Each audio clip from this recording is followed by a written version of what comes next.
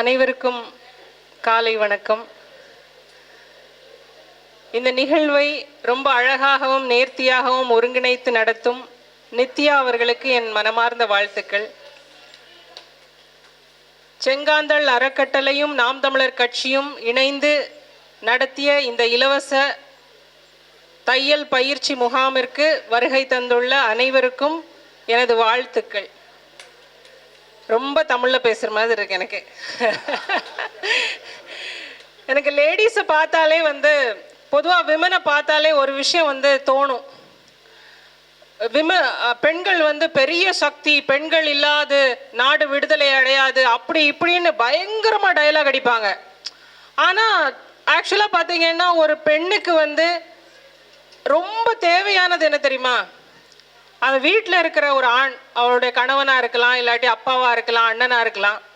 நல்லா இருக்கியா, சாப்பிட்டியா, உனக்கு ஏதாவது தேவையா அப்படின்னு கனிவாவும் அக்கறையோடும் கேட்கக்கூடிய ஒரு நபரை தான் அவள் ரொம்ப தேடுவா. அந்த அன்பிற்காக ரொம்ப ஏங்குவா. இப்படி தான் ஒரு வாழ்க்கையை எல்லோரும் வாழ்ந்துட்டு இருக்கோம். வெளியில ஒரு பிம்பம் இருக்கும், பெண் ஒரு பயங்கர சக்தி, அப்படியெல்லாம் இருக்கு, இல்லைன்னா சொல்லலை. அப்படி ஒரு லட்சத்தில் 1-2 பேர் இருப்பாங்க, பெரிய ஒரு ஆளுமைகளா இருப்பாங்க. நம்ம கூட ஐயோ நம்ம கூட அப்படி இருக்கலாமோ அப்படின்னு நினைச்சு வாழணும்னு நினைக்கிற ஒரு அமைப்பும் இருக்கு. ஆனா யதார்த்தமான ஒரு வாழ்க்கையில அவ ரொம்ப அழகான ஒரு சிம்பிளான ஒரு வாழ்க்கையை வாழணும் அப்படின்னு தான் எல்லா பெண்களும் நினைக்கிறாங்க. அந்த அன்பையும் அக்கறையும் தேடலையும் ஏக்கத்தையும் அவ அந்த குடும்பத்துக்குள்ள தான் கிடைக்கணும் அப்படின்னு நினைக்கிறான். அப்படியான ஒரு இடத்துல இந்த பயிற்சி முகாமும் உங்களுடைய இந்த தொழிற்கல்வியும் எப்படி உங்களுக்கு பொருத்தி பார்க்குறேன் அப்படின்னு நான் யோசிச்சு பார்க்கும் பொழுது, நீங்க இங்க இருக்கிற நிறைய பேர் என்னை தெரிஞ்சிருக்கலாம், பல பேருக்கு என்னை தெரியாம கூட இருக்கலாம். நல்லா படிச்சிருக்கிறாங்க, நல்ல வேலையில் இருந்தாங்க, நல்ல ஏர்ன் பண்ணாங்க, நல்ல குடும்பம் வச்சிருக்கிறாங்க, அவங்களுக்கு எல்லாமே நல்லா சிறப்பாக தான் இருக்குது, அதனால இந்த இடத்துல நின்று பேசுகிறாங்க அப்படின்னு ஒரு பொது புத்தியில் நம்ம யோசிக்கிறதுக்கான வாய்ப்பு கூட இருக்கு. ஆனால் சில நேரங்களில் நம்ம மின்னுவதெல்லாம் பொன்னல்லன்னு சொல்லுவாங்க. All that glitters are not gold அப்படின்னு சொல்லுவாங்க. எல்லா சிரிப்புக்கும் எல்லா புன்னகைக்கு பின்னாடியும் ஒரு காயம் இருக்கும், அதற்கான ஒரு வரலாறு இருக்கு, அதற்கான ஒரு உழைப்பும் இருக்கு. எல்லாருடைய வாழ்க்கையிலையும் அது இருக்கும் தான் நான் நம்புறேன். அப்ப என்னோட வாழ்க்கையும் அதற்கு விதிவிலக்கல்ல. நம்ம ஒரு பயணத்திலேயே இருப்போம். 12ஆம் கிளாஸ் படிக்கணும், 12ஆம் கிளாஸ் முடிச்ச உடனே காலேஜ் முடிக்கணும், காலேஜ் முடிச்ச உடனே ஏதாவது ஒரு வேலை பார்க்கணும், ஏதாவது ஒரு வேலை பார்த்து முடிச்ச உடனே கல்யாணம் பண்ணி கொடுத்துருவாங்க, கல்யாணம் பண்ணி கொடுத்ததுக்கு அப்புறம் அந்த குடும்பம் தான் நம்ம வாழ்க்கை அப்படின்னு ஒரு ஓட்டம். அப்படி இப்படின்னு பார்த்தா நமக்கு 50 வயசு ஆயிடும். திரும்பி பார்த்தா நம்ம என்னத்தை கிழிச்சோன்னு தெரியாமலே வாழ்ந்து செத்துருவோம். இப்படிதானே பெண்களோட வாழ்க்கை போயிட்டு இருக்குது. அப்போ அந்த சூழல்ல ஒரு 45-50 ஆண்டுகள் வரும் பொழுது நமக்குள்ள ஒரு ஒரு மாதிரியான ஒரு வெறுமை வரும். நம்ம எதுவுமே பண்ணலையோ, நம்ம வாழ்க்கையை பிறந்து வாழவே இல்லையோ, நம்ம அப்படியே வாழாமலே செத்து போயிடுவோமோ அப்படின்னு ஒரு தோணல் வரும் எல்லாருக்குமே. அப்படியான ஒரு தோணலும் ஒரு தேடலும் வரும் பொழுது ஒவ்வொருத்தரும் ஒவ்வொரு பாதையும் பயணத்தையும் தேர்ந்தெடுப்பாங்க. அப்படியாக நான் தேர்ந்தெடுத்த பாதை தான் இந்த அரசியல் பயணம். எல்லாமே அதற்கு ஒரு நோக்கம் இருக்கு, அதுக்கு ஒரு இலக்கு இருக்கு, அதுக்கு ஒரு உழைப்பு இருக்கு. அக்கா சொன்ன மாதிரி அவங்க ஏதோ ஒரு காலகட்டத்தில் கட்சியை எம்ப்ரேஸ் பண்ணிக்கிட்டாங்க.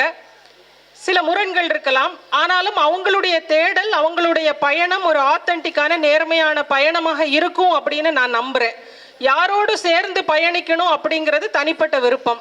இன்னைக்கு குடும்பத்துக்குள்ளேயே நான் இவரோட சேர்ந்து வாழ மாட்டேன்னு எடுக்கிற முடிவுகள் இருக்கிற சமூகத்துல இன்னாரோடு சேர்ந்து பயணிக்கலாம், பயணிக்க வேண்டான்னு எடுக்கிற முடிவுகளுக்கு கூட எல்லாருக்கும் உரிமை இருக்கு.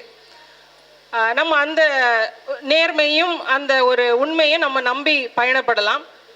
பெண்கள் விஷயத்துல நான் பார்க்குற ஒரே ஒரு விஷயம் என்ன தெரியுமா, சொல்லணும்னு நினைக்கிற ஒரு விஷயம் என்னன்னா, சின்ன வயசுல இருந்தே உங்களுக்கும் சரி உங்களோட குழந்தைகளுக்கும் இனி வருங்கால பிள்ளைகளுக்குமே செல்ஃப் லவ்னு ஒன்று சொல்லுவாங்க. தன்னைத்தான் நேசிக்கிறது அப்படிங்கிற ஒரு விஷயம் இருக்குல்ல, அதை நம்ம கற்றுக் கொடுக்கணும். சுயமா தெரியாது. இன்னைக்கு நீங்க ஏன் இந்த தையல் பயிற்சி எடுக்கிறீங்க? தையல் பயிற்சி எடுத்து 50,000 1 லட்சம் சம்பாதிச்சு உங்க ஹஸ்பண்டையோ உங்க அம்மாக்கள்கிட்டயோ நான் ரொம்ப அதிகமாக சம்பாதிக்கிறேன், என்னால் எல்லாமே வாங்கிக்க முடியும், எனக்கு யாரோட தயவும் தேவையில்லை அப்படின்னு ஒரு புரட்சி பண்ணுறதுக்காகவா? அப்படி இல்லைல்ல, அப்படி இருக்காதுன்னு தான் நான் நம்புகிறேன். உங்களோட தேவைகளை சந்தித்து, உங்களுடைய குடும்பத்துடைய தேவைகளை சந்தித்து, இன்னொருத்தர்கிட்ட கை நீட்டாம எனக்கான தேவைகளை நானே பூர்த்தி செஞ்சுக்கலாம் அப்படிங்கிற ஒரு தன்னிறைவு அடைவதற்கான பயிற்சியாகத்தான் இந்த தொழிலை நான் பார்க்குறேன். அப்படிதான் நீங்களும் இருப்பீங்கன்னு நான் நம்புகிறேன்.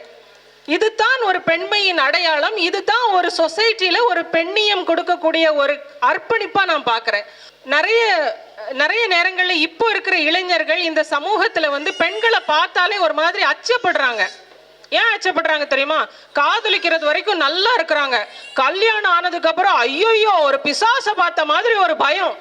ஐயோயோ இவ்வளவு நாள் நல்லா தானப்பா இருந்தா, இப்போ வந்ததுக்கு அப்புறம் ரொம்ப டிமாண்ட் பண்றாளே, 8 மணி ஆன உடனே போன் கால் வந்துருது, ஏன் வீட்டுக்கு வரல ஏன் வீட்டுக்கு வரல, அவன் பயந்து நடுநடுங்கி ஓடுறான். அந்த அளவுக்கு வீடுகள் வந்து பெண்களால பயமுறுத்தப்படுது.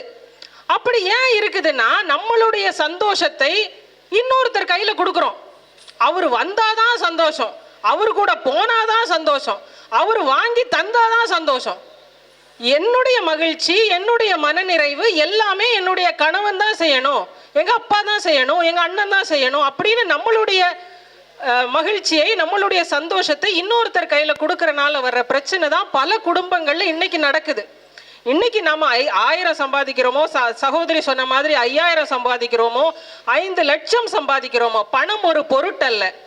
தொழில் செய்வோம், மனநிறைவோடு வாழ்வோம், தன்னைத்தான் அதிகமாக நேசிப்போம்.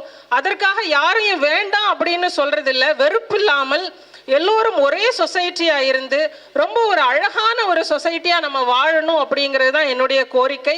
செங்காந்தள் அப்படிங்கிற ஒரு இந்த மலருக்கு வந்து ரொம்ப யூனிக்கான அந்த ஒரு படத்தை பார்த்தாலே ஒரு மாதிரி வைப்ரேஷன் ஆகும்.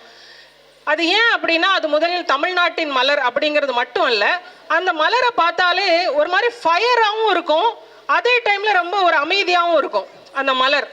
அதுதான் ஒரு பெண்மையின் அடையாளமாகவும் நான் பார்க்குறேன். உங்களுக்குள்ள இருக்கிற அந்த நெருப்பு, உங்களுக்குள்ள இருக்கிற அந்த உந்துதல் எல்லாத்தையுமே வைத்து கொண்டு, அதே வேளையில ஒரு பெண் அப்படிங்கிறதுக்கான ஒரு தன்மையை விடாம ஒரு குடும்பத்திலையும் சரி, ஒரு சொசைட்டிலையும் நம்ம அவ்வளோ பியூட்டிஃபுல்லாக வாழணும் அப்படின்னு நான் நினைக்கிறேன். அதற்கு இந்த தொழிற்பயிற்சிகள் உங்களுக்கும் உங்களுடைய குடும்பத்துக்கும் சமூகத்துக்கும் ஏதாவது ஒரு விதத்தில் பயனுள்ளதாக இருக்கும். எல்லாரும் ஒன்றுபட்டு ரொம்ப அழகாக வாழ்வோம், இந்த ஒரு அழகான சமூகத்தை உருவாக்குவோம். நன்றி, வணக்கம்.